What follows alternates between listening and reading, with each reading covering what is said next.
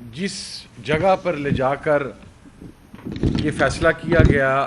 اور اس کی بنیاد پر ایک شخص کی عزت کو، ان کی اہلیہ کی عزت کو اور چادر اور چار دیواری کے تقدس کو پامال کیا گیا، یہ انتہائی شرمناک، گھٹیا اور تشویشناک ہے۔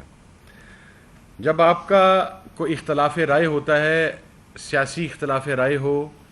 یا ایون ہمارے اس ملک کے اندر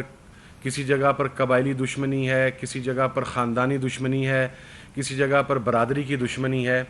لیکن ان مخالفتوں اور ان دشمنیوں میں بھی گھروں کی خواتین کی عزت کو ملحوظ خاطر رکھا جاتا ہے۔ اور آج تک کم از کم ہمارے معاشرے کی روایت یہ نہیں رہی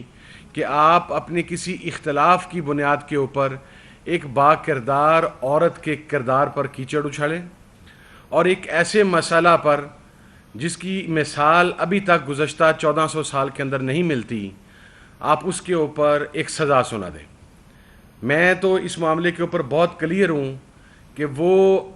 جج صاحب جنہوں نے اپنی مرضی سے، خدا جانے انہوں نے کس کی منشا پر، کس کے کہنے پر اور کس ذہنی کیفیت میں قرآن و سنت کے احکامات کی خلاف ورزی کرتے ہوئے یہ سزا سنا دی اور یہ فیصلہ سنا دیا۔ ایسے جج کا بھی احتساب ہونا چاہیے، ایسے جج کی بھی اکاؤنٹیبلٹی ہونی چاہیے، اس لیے کہ جو چیزیں، جو احکام شرعیہ واضح ہیں،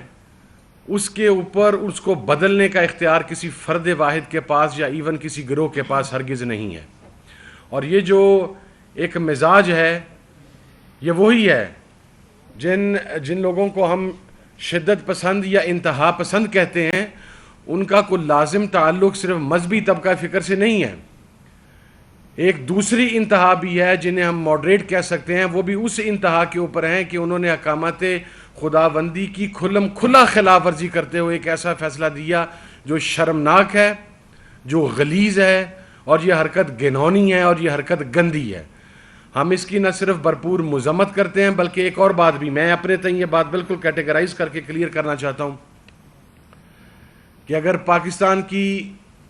اعلیٰ عدالتوں کے جج صاحبان کا علمی معیار اب یہ ہے کہ وہ ایسے حساس مسئلہ کے اوپر کسی اسلامی نظریاتی کونسل سے رائے لے سکتے تھے، متحدہ علماء بورڈ سے رائے لے سکتے تھے، بے تحاشا فورمز موجود ہیں، مختلف مسالک کے نمائندہ مفتیان کرام شیوخ الحدیث سے وہ رائے لے سکتے تھے، اس لیے کہ وہ ایک شرعی مسئلہ کے اوپر سزا سنا رہے تھے، لیکن انہوں نے اپنی مرضی کے مطابق سزا سنا دی۔ تو میں یہ سمجھتا ہوں کہ اب جو فیصلہ دیا جائے گا اس غلطی کا ازالہ کیا جائے گا۔ اور میری آخری ریکویسٹ تمام سننے والوں سے یہ ہے کہ ہم مرد ہیں، آپ اپنی لڑائی لڑنے کے لیے، آپ اپنا غصہ نکالنے کے لیے، آپ اپنا انتقام پورا کرنے کے لیے ہم پر ظلم و تشدد کریں۔ ہم آمین کہہ کے آپ کا ظلم و تشدد سہ رہے ہیں گزشتہ 2.5 سال سے، ہم نے ہر صعوبت برداشت کی ہے، لیکن ہم آپ کی گھر والی خواتین کی عزت کرتے ہیں۔ آپ سے وہ جو جیل کے اندر بیٹھا ہوا ہے اڈیالہ میں 804 کا قیدی نمبر 804،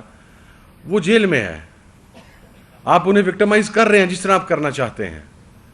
کم از کم گھر کی عورتوں کی عزتوں کا ہمیں اس معیار پر نہیں گرنا چاہیے اور ایسے پریسیڈنٹس نہیں سیٹ کرنے چاہیے کہ کل کلاں کو انتقام کی بنیاد پر دوبارہ کسی شخص کو احکام شرعیہ کا کھلم کھلا مذاق اڑانے کی اجازت ملے۔ بہت شکریہ جی۔